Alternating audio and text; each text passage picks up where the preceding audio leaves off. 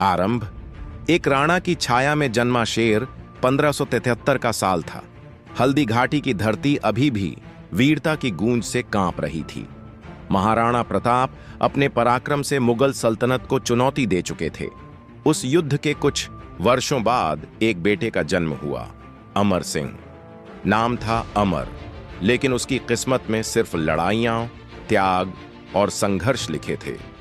महाराणा प्रताप ने उसे बचपन से ही तलवार, नीति, शौर्य और आत्मसम्मान की शिक्षा दी।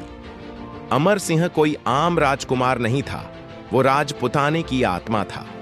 जब दूसरे राजकुमार खेलते थे, अमर सिंह तलवार से पसीना बहाता था। उसके पिता ने एक ही बात उसे बार बार सिखाई, बेटा, जमीन खो सकती है, किला टूट सकता है, पर स्वाभिमान टूटे ये राजपूत सहन नहीं करता। एक पिता, एक पुत्र और स्वराज्य की आग। जब अमर सिंह सिर्फ 14 साल का था, उसके सामने हल्दी घाटी के वो किस्से दोहराए जाते थे जिनमें उसके पिता अकेले दुश्मनों की सेनाओं में घुसे थे। एक रात अमर सिंह ने पिता से पूछा, पिता, आप अपनी जान क्यों खतरे में डालते रहे? क्यों जंगलों में रहे? भूखे प्यासे रहकर भी अकबर के सामने सिर नहीं झुकाया। महाराणा प्रताप ने अमर के कंधे पर हाथ रखा और कहा, क्योंकि बेटा, झुका हुआ सिर ताज नहीं पहनता, और राजपुताने का कोई ताज गुलामी की कीमत पर नहीं खरीदा जाता। उस रात अमर सिंह ने नींद से पहले एक प्रण लिया, मैं अपने पिता की अधूरी लड़ाई को पूरा करूंगा, चाहे मेरा जीवन मिट जाए, पर मेवाड़ की आन नहीं झुकेगी। मेवाड़ की जिम्मेदारी और युद्ध की पहली गूंज 1577 में महाराणा प्रताप का देहांत हुआ। अमर सिंह की आंखों में आंसू नहीं थे, बस आग थी। आग थी उस पिता की विरासत को संभालने की, जिसने हर सुख त्याग कर मातृभूमि को थामा था। लेकिन अब सामने थी वही चुनौती, मुगल बादशाह अकबर की ताकतवर सल्तनत। अकबर की मौत के बाद जहांगीर ने गद्दी संभाली। उसने एक बार फिर मेवाड़ को अपने अधीन करने के लिए सेना भेजी। अमर सिंह अब राणा बन चुका था, महाराणा अमर सिंह। जहांगीर को लगा था कि प्रताप तो चला गया, अब मेवाड़ झुक जाएगा, मगर वो भूल गया कि जिस पिता की तलवार जलती थी, उसका बेटा अंगारे निगल कर बड़ा हुआ था। रणभूमि में अमर सिंह का पहला पराक्रम 1606 मेवाड़ की धरती पर मुगल सेना चढ़ाई। अमर सिंह ने चेतक की नस्ल से जन्मे घोड़े पर चढ़कर सेना का नेतृत्व किया। उसकी आंखों में ज्वाला थी और हाथ में तलवार बिजली की तरह चमक रही थी। लड़ाई शुरू हुई।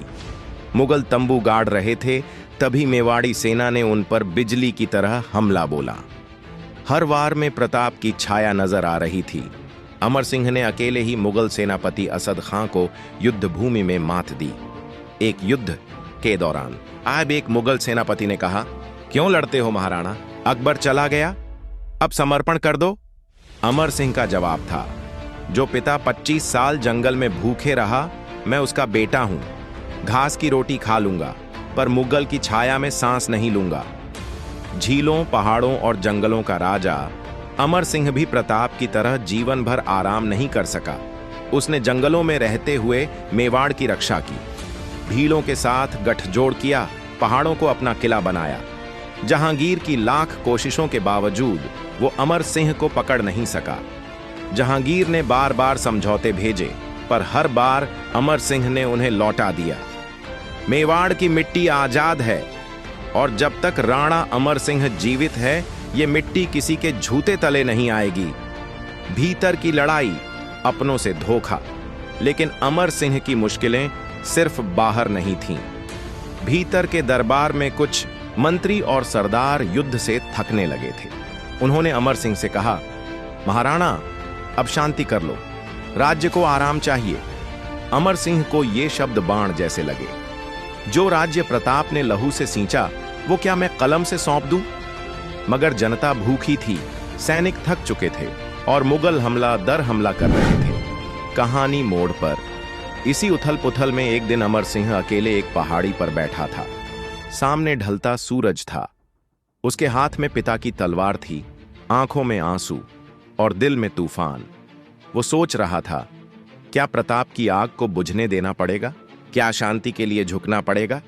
और यहीं से कहानी लेती है एक ऐसा मोड़ जहां अमर सिंह को लेना होता है एक कठिन निर्णय, एक ऐसा निर्णय जो उसके नाम को इतिहास में अमर करेगा या सवालों से घेर देगा। भाग 1 समाप्त। भाग 2 जल्द आएगा।